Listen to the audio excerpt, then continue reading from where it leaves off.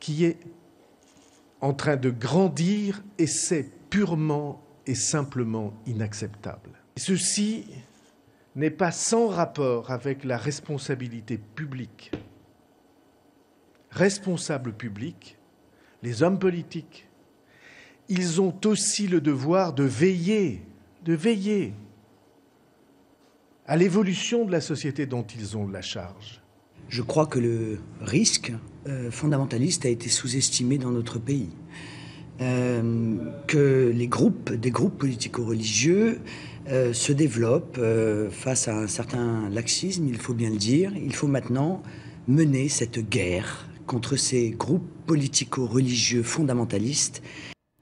Claude Veil, cette affaire, elle va profiter à qui, selon vous? Est-ce qu'elle va profiter à Nicolas Sarkozy? Je suis pour les questions à 1000 francs, Vanessa. Sur le papier, oui. Pour deux raisons. La première, c'est que la séquence a obligé les hommes politiques à réviser leur posture et je dirais même leur orientation stratégique. Nous étions dans une configuration à front renversé où François Hollande, fort de son avance dans les sondages, l'a joué présidentielle. Et donc, il ne parlait qu'unité, rassemblement, modération, etc. Tandis que le président sortant, qui d'habitude joue le rôle du président, là, jouait le rôle du challenger, c'est-à-dire il taclait, il donnait des coups de pied dans les tibias, il cherchait à cliver et à antagoniser au maximum le débat pour souder la droite autour de lui au premier tour et siphonner l'électorat de Marine Le Pen. Tout ça, je ne développe pas, a été longuement analysé. L'événement à la hauteur duquel, je dois le dire, Nicolas Sarkozy a su se hisser, le replace en position de président et lui a permis d'une certaine façon de reconquérir cette posture présidentielle derrière laquelle il n'a pas cessé de courir depuis 5 ans. Vous savez que la présidentialisation était un objectif récurrent du mandat. Donc, il se retrouve en position de président et je pense que ça va influer sur le reste de sa campagne et que maintenant, il va avoir du mal à revenir dans un discours très clivant. D'ailleurs, c'était la tonalité hier soir, son discours à Strasbourg qui était assez rassembleur, ce qui fait qu'on va avoir 2 rassembleurs, ce qui est une configuration un petit peu inédite. Et puis la deuxième question, et j'en termine là, c'est qu'une élection se joue sur un terrain. C'est comme le foot, ça se joue sur un terrain.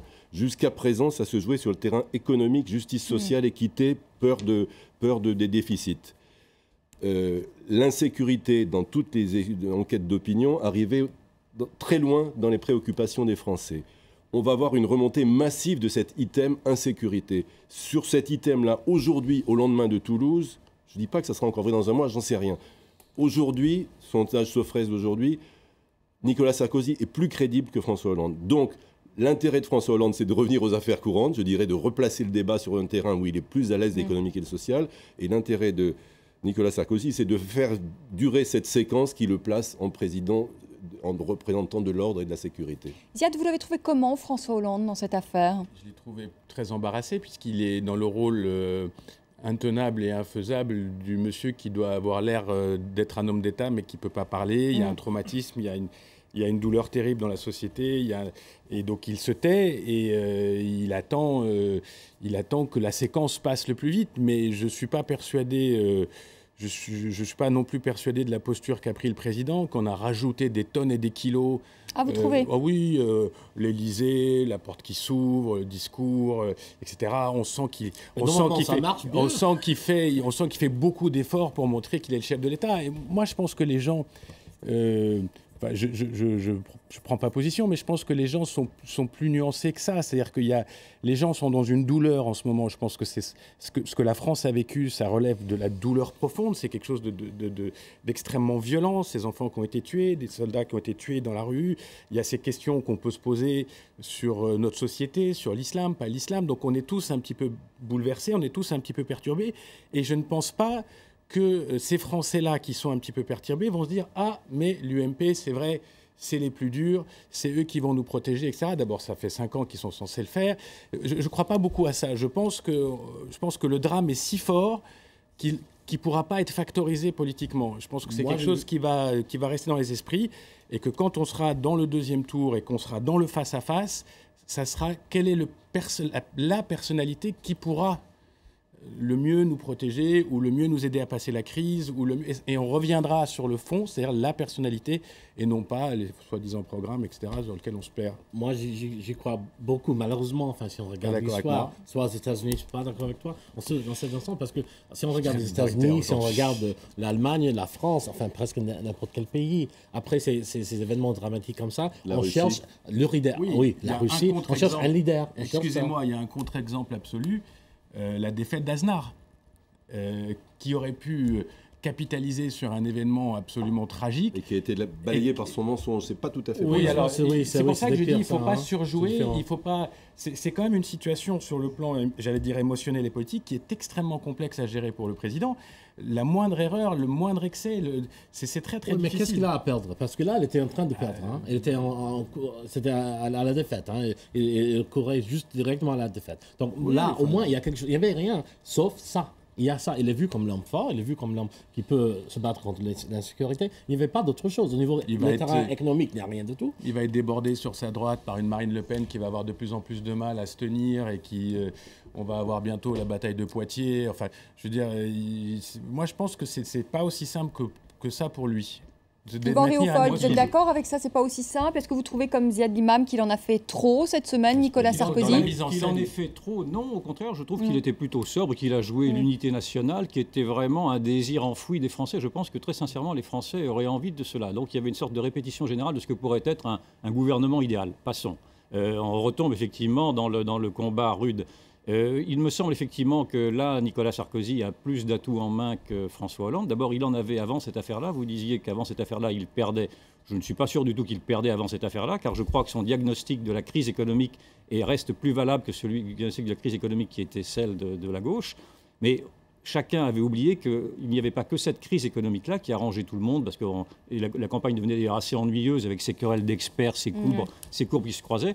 On avait oublié cette autre crise sur laquelle je ne cesse d'alerter personnellement, qui est la crise de la cohésion nationale, c'est-à-dire la crise de cette société qui ne sait plus vivre ensemble, cette crise du multiculturalisme. Et ce fait divers est venu replacer par la force des évidences, par la force des choses, cette question interdite. Et cette question interdite, elle oblige à aborder pas simplement la place de l'islam radical, elle oblige à aborder la question de savoir comment se fait-il aujourd'hui que un Français déteste autant la France. Est-ce qu'il est seul dans ce cas-là, de ce Français qui renie la France au point de tuer des Français et d'aller combattre en Afghanistan contre des Français, ou est-ce que c'est un sentiment partagé? Je pense, et je termine, je pense que cette question-là doit être abordée avec toute la lucidité nécessaire, et on s'apercevra qu'il y a aujourd'hui en France, effectivement, une contre-société qui n'adhère plus aux valeurs communes de la République et qui peut produire des monstres comme ceci. Donc je veux dire par là qu'il faut également aller au fond de ces sujets-là, se poser le problème de l'immigration de peuplement. Est-ce que cette immigration de peuplement ne va pas jusqu'à des aberrations?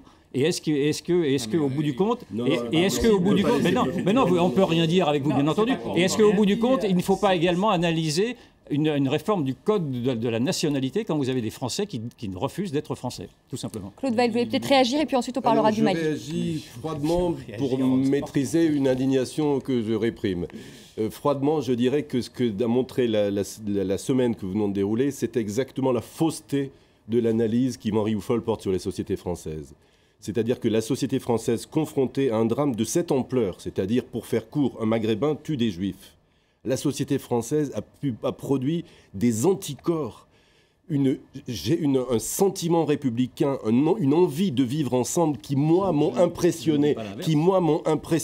Quand j'ai vu le grand rabbin de France aller à l'Élysée avec le représentant des musulmans et dire que cette affaire avait resserré les liens entre les deux communautés, on est aux antipodes de l'analyse que distille en permanence notre cher Yvan, c'est-à-dire que la société française est fracturée, menacée par l'immigration, de dissolution, d'explosion, de guerre civile. Vous avez écrit... On a vu que quand un événement se produit, la guerre civile et les fantasmes de guerre civile s'éloignent très très loin. Ne tombez pas dans l'angélisme qui est votre travers habituel. Vous voyez bien que c'est beaucoup plus complexe que cela. Voilà. Alors, mais Ziad, on voudrait qu'on parle du Mali. Je voudrais qu'on parle du Mali. Je vais vous donner la parole sur le Mali. Il faut parler du Mali. J'ai besoin de dire une demi-phrase en tant que Français qui aurait peut-être plus la nationalité française si les idées d'Yvan étaient actées dans des codes de la nationalité qui permettraient de faire le ménage. Je tiens quand même à rappeler que 99,999% de la communauté musulmane de ce pays vit comme une communauté intégrée, que le débat au sein de l'islam existe, que c'est pas quelque chose de figé, et que le djihadisme, c'est un truc qui est totalement en dehors du circuit. On ne peut pas ramener la tête dans le sable. Mais c'est pas la tête dans le sable. En reparlant du chômage et du prix de l'essence, effectivement, c'est des sujets qui vous conviennent. Mais sauf que les Français vous regardent et les Français... Je voudrais qu'on parle du Mali, si vous le voulez bien, parce que c'est aussi l'autre grand titre de l'actualité de cette semaine. J'aurais voulu qu'on écoute le capitaine Sanogo, qui est le chef de la junte, qui s'est emparé du pouvoir. On l'écoute très rapidement et on en parle. Notre objectif n'est pas de nuire à l'intégrité physique d'aucun que ce soit. Tant que je resterai à la tête de ce mouvement, tant que je me ferai joindre par la société civile pour faire un avenir de ce pays, ils passeront quand même devant une juridiction compétente au vu et au su de tout le peuple malien. Voilà, et cette information pour vous dire que la place du Capitole à Toulouse a été évacuée. Apparemment, il y aurait un colis suspect, c'est ce qu'annonce la police française. Pour le moment, nous n'avons pas plus de précision. Ziad Limam, est-ce qu'on en sait un peu plus sur cet homme, le capitaine Sanogo? Parce que quand on discute avec des experts, personne ne le connaît. Et alors surtout, est-ce que vous avez été surpris par ce qui s'est passé? Parce qu'on rappelle quand même que le Mali, c'est un pays démocratique depuis 20 ans. Le président ATT était plutôt un président très respectueux de la Constitution. Que s'est-il passé? Je suis surpris par notre absence de vigilance, peut-être pour ceux qui connaissent cette région, parce qu'on aurait pu se douter que quelque chose allait mal tourner. Alors, en faisant très vite la chute de Kadhafi, la résurgence d'AQMI dans la bande sahélienne, donc les djihadistes, bandits, trafiquants de drogue qui sévissent, la résurgence et la connexion peut-être entre AQMI et les Touaregs, et des défaites très, très, très, très douloureuses de l'armée régulière qui se retrouvent au front, ils se font massacrer. Je vous passe les détails parce qu'il y a des détails physiques assez durs sur ce qu'ils ont vécu. Et donc ces jeunes militaires se retournent vers un régime qu'ils considèrent comme corrompu, qu'ils considèrent comme usé, qu'ils considèrent qu'il ne leur donne pas les moyens de faire la guerre dans le Nord. Et donc c'est un espèce de mélange entre... d'une part, un jugement sur ce qui se passe à l'intérieur de la démocratie malienne, de la société malienne, et l'impact de la guerre et du Nord. Et ces deux choses se retrouvent. Ce qui est très surprenant, c'est que ces jeunes militaires, parce que ce n'est pas la hiérarchie, là, on a vraiment affaire à la base et au sous-off, font leur coup à un mois d'une élection qui aurait permis peut-être de clarifier un peu le débat. Dernier petit point, c'est un dossier important pour la France. D'abord, il y a des otages aujourd'hui sur le territoire malien et il y avait une incompréhension, pour ne pas dire plus, entre ATT et l'exécutif français sur AQMI, sur comment gérer le problème sahérien, sur la question des otages. Donc, c'était pas l'ami des Français, ça c'est clair. Et donc, bon, encore une fois, la théorie du complot.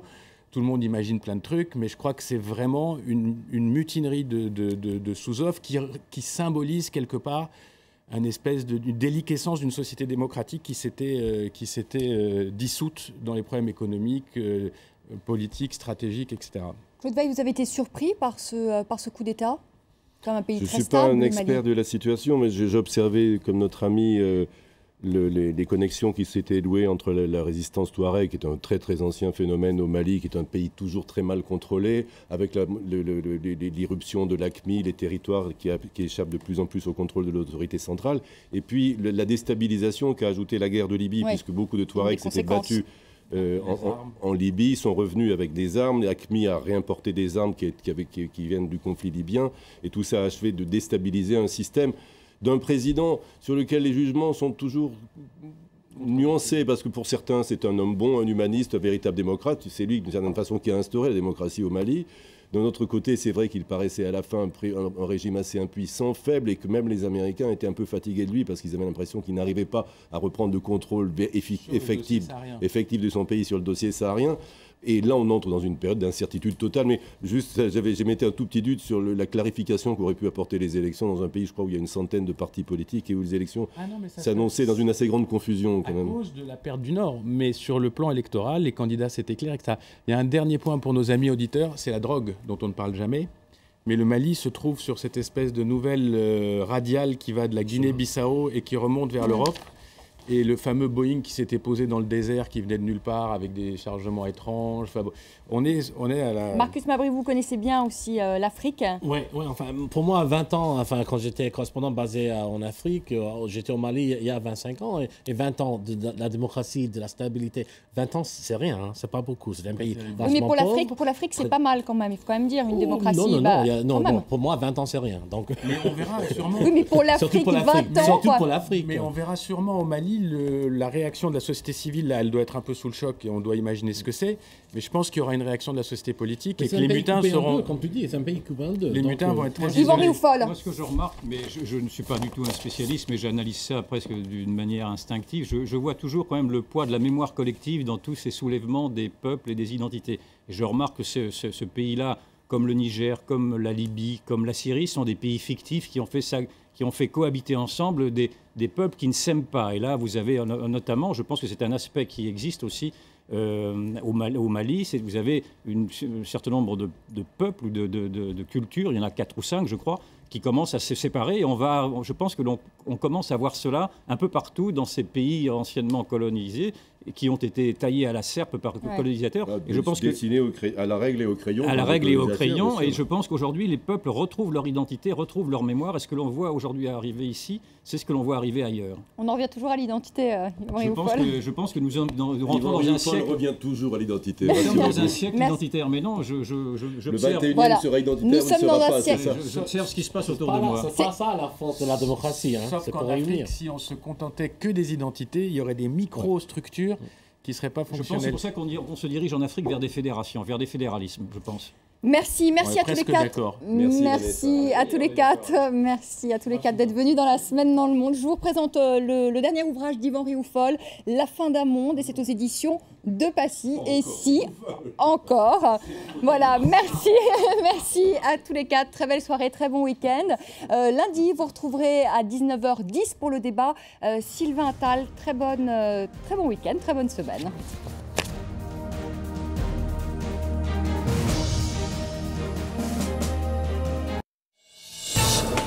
La Hongrie d'Orbán se replie sur elle-même. Les extrémistes ne se cachent plus pour crier leur haine des autres et appeler de leur vœu le retour d'une grande Hongrie.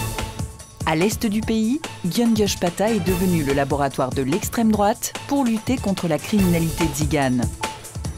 La communauté juive redoute la montée d'un antisémitisme latent. Hongrie, le repli identitaire, un web documentaire inédit sur france24.com.